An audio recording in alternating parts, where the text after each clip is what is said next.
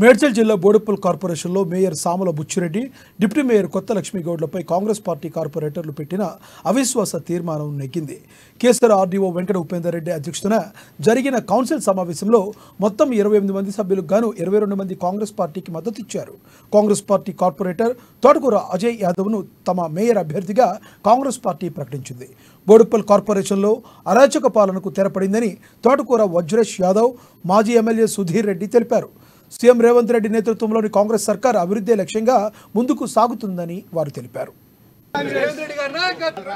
బోడుప్పల్ కార్పొరేటర్లు ఎంతో కష్టపడి నరసింహారెడ్డి గారు మరి వారి నాయకత్వంలో అజయ్ గారు అన్నిటికంటే జంగయ్య గారి నాయకత్వంలో మరి ఈరోజు పెద్ద ఎత్తున 50 రోజులు ఎన్ని అడ్డంకులు పెట్టినప్పటికీ కోర్టుల ద్వారా ఏదో చేయాలని ప్రయత్నం చేసినప్పటికీ కోర్టు కూడా మొట్టికాయ కొట్టిన తర్వాత ఈరోజు నో కాన్ఫిడెన్స్ మోషన్ మూవ్ చేయడం జరిగింది.